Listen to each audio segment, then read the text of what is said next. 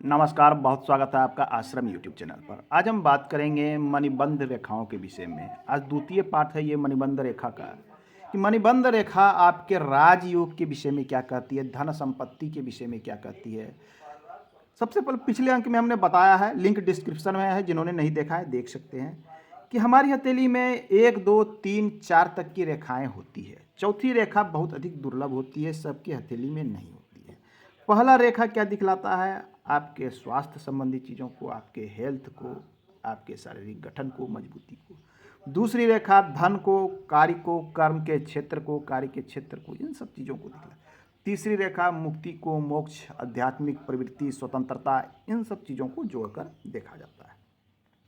वहीं जब हम चौथी रेखा की बात करते हैं, चौथी रेखा अत्यधिक दुर्लभ होती है, ये राजयोग का निर्माण करती है। वास्तविक रूप में चौथी रेखा देखने में बहुत कम आती है, ये लाखों में किसी एक हथेली में मिल सकता है, ये देखने को प्राप्त नहीं होती। यदि किसी हथेली में ये चारों रेखाएं मौजूद है तो अपने आप में ये राजयोग कहलाता है। ऐसे व्यक्ति के जीवन में स्वास्थ्य भी अच्छा रहेगा, धन का भी अच्छा आगमन रहेगा, कार्य क्षेत्र भी अच्छा रहेगा, आध्यात्मिक रुचि भी रहेगी और राजयोग भी आएगा। इसलिए कहा गया था प्राचीन शास्त्र में कि हथेली में मणिबंध की संख्या जितनी अधिक बढ़ती है रेखाओं की, वो व्यक्ति के लिए उतना अधिक और शुभ माना जाता है। तो हम देखते हैं कि हथेली में या तो एक या तो दो, जनरली दो देखने को प्राप्त होते हैं। कभी कभी दो, नहीं तो कभी आधा भी दिखता है, ढाई, पूरी नहीं दिखती है। चार देखने को प्राप्त नहीं होती। यदि जितनी संख्या में बनती है मणिबंध रेखाएं और साफ सुथरी, ये आपके लिए उतना अच्छा। जीवन में चारों चीज़ों का कॉम्बिनेशन दिखला रहा है, अच्छे स्वास्थ्य, अच्छा धन, अच्छी आध्यात्मिक रुचि और राजयोग, जितनी चीज़ें चाहिए ये आपको मणिबंध की रेखा यहाँ से इंडिकेट करती है कि लाइफ में आपको क्या क्या मिलने वाला है। अब आइए, अगर सिर्फ एक दो रेखा हो तो क्या होगा। हो सकता है कि आपके हथेली में या किसी के हथेली में सिर्फ एक रेखा हो, ऐसा भी संभव है। तो ये आपको स्वास्थ्य को तो दिखला रहा है कि स्वास्थ्य है अच्छा होगा, स्वस्थ रहेंगे, सब कुछ ठीक रहेगा, लेकिन धन के मामले में थोड़े फीके पड़ सकते हैं। धन बिल्कुल नहीं रहेगा, नहीं, इसका अर्थ ये नहीं होता है कि अगर दूसरी रेखा आपके हथेली में नहीं है तो धन बिल्कुल नहीं रहेगा, ये नहीं। धन का इंडिकेशन पुनः आपको यहाँ भाग्य रेखा से देखना है, भाग्य रेखा की स्थिति क्या है। यदि भाग्य रेखा की भी स्थिति अच्छी नहीं है और दूसरी रेखा मौजूद नहीं है तो धन संबंधी संघर्ष हो सकता है। जीवन में संघर्ष अधिक होगा तो ही जाके आपको धन की प्राप्ति होगी। तो किसी भी चीज़ को देखने से पहले एक कॉम्बिनेशन बना के देखना है। सिर्फ एक रेखा के आधार पर निर्णय नहीं लिया जा सकता है। अंतिम निर्णय लेने से पहले अन्य रेखाओं का कॉम्बिनेशन अवश्य देख लेना। ठीक उसी प्रकार की यदि दो रेखाएं आपके हथेली में मौजूद है, पहली और दूसरी बिल्कुल साफ सुथरी और स्पष्ट, तो इतना तो तय है कि स्वास्थ्य भी ठीक रहेगा और कार्य क्षेत्र भी अच्छा रहेगा, धन भी रहेगा जीवन में।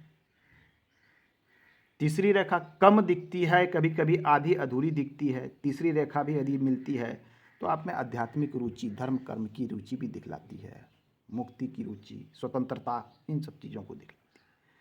अब है कि रेखाएं अगर आधी अधूरी है तो उसके परिणाम भी इतने शुभ प्राप्त नहीं होते जितनी पूरी रेखाएं देती है इतनी।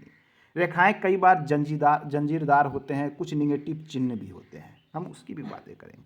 अब है कि हथेली में कभी कभी हम जब देखते हैं पूरी कलाई में, पूरी कलाई मतलब हथेली के दोनों तरफ, मतलब इस पार में भी, इस पार में भी, इस पार से लेकर इस पार तक दोनों तरफ हथेली में मणिबंध की रेखाएं दिखती है। ऐसे बहुत कम दिखता है। ये शास्त्र के अनुसार अत्यधिक शुभ माना जाता है। पूरी कलाई में यदि मणिबंध रेखा चारों तरफ बनी हुई हो, कंगन के रूप में, शास्त्र कहता है कंगन के रूप में निर्माण वाली मणिबंध रेखा हो, ये चारों तरफ, ये अत्यंत शुभ माना जाता है। ये राजा के तरह उन्नति देने वाली, प्रगति देने वाली होती है। ये राजयोग का निर्माण करती है। बहुत ही दुर्लभ संयोग है, ऐसी रेखाएं देखने को प्राप्त नहीं होती है। यदि इसकी संख्या एक के साथ साथ 2 3 4 थी, अत्यंत शुभ स्थिति है। वास्तविक रूप में सामने की ओर कलाई में ये रेखा दिखती है, लेकिन बैक साइड में बहुत कम लोगों के, बहुत बड़े लोग हैं, बहुत बड़ी बड़ी लंबे चौड़े कारोबार, उनकी हथेली में कभी कभी ये देखने को प्राप्त होती है। तो मणिबंध की रेखाएं काफ़ी महत्वपूर्ण है, आपने देखा। और भी कुछ चीज़ें हैं कि मणिबंध की रेखा पे कई प्रकार के चिन्ह भी पाए जाते हैं, शुभ अशुभ। यदि इस पर द्वीप मिलता है तो यह आपके संघर्ष को, स्वास्थ्य रेखा पर मिल जाती है तो स्वास्थ्य संबंधी संघर्ष को दिखलाती है, स्वास्थ्य में गिरावट, हेल्थ की कमजोरी, इन सब चीज़ों को दिखलाती है। यदि क्रॉस का निर्माण हो जाता है इस रेखा पे तो ये भी समझ लीजिए स्वास्थ्य संबंधी समस्या को उत्पन्न कर रही है। रेखा टूटी हो फिर भी वही काउंटिंग आता है। ठीक इसी प्रकार से यदि दूसरी रेखा पर आपका द्वीप मिल जाता है, क्रॉस मिल जाता है, या रेखा टूटी है, तो धन संबंधी संघर्ष को दिखलाता है। परिश्रम अधिक करना होगा तो ही धन की प्राप्ति होगी। रेखा जितनी साफ सुथरी होगी उसके परिणाम इतने अच्छे और शुभ होते हैं। अब है कि रेखा कभी कभी आधी अधूरी देखते हैं, तो इसका अर्थ हम क्या और कैसे लगा सकते हैं। आधी अधूरी कहने का अर्थ है कि पूरी कलाई में हमें रेखा देखने को प्राप्त नहीं होती। कभी कभी होता है क्या है कि आधा दूर, इतना दूर ही रेखा बना हुआ है, इतना ही बना हुआ है, आधे दूर ही बन रहे हैं, इतने ही बन रहे हैं, इसकी क्या। इस रेखा पर भी उम्र की गणना होती है। जैसे इस रेखा पर उम्र की गणना होती है हमारी आयु रेखा पर, मस्तिष्क, ठीक उसी प्रकार उम्र की गणना इन रेखाओं पर भी की जाती है। उसके अनुसार ये अनुमान लगाया जाता है। इसकी गणना का प्रारंभ हमें जो है, जब दाहिने हथेली देखते हैं तो इस तरफ से होता है, अंगूठे की ओर जाते हैं, यहाँ से इस तरफ से इसकी गणना की जाती है। अगर इस स्थान पर द्वीप है तो उसके अनुसार हम गणना करते हैं कि उम्र के इस पड़ाव में समस्या आ सकती है स्वास्थ्य संबंधी। उसी प्रकार से यदि क्रॉस बनता है तो हम ये समझते हैं कि उम्र के इस पड़ाव में आपको धन संबंधी रुकावट का सामना करना पड़ सकता है। तो विषय बहुत महत्वपूर्ण है, काफ़ी बड़ा है। हमने संक्षिप्त में एक विवरण आपके सामने रखा है। वीडियो अच्छा लगे तो लाइक सब्सक्राइब अवश्य करें। धन्यवाद।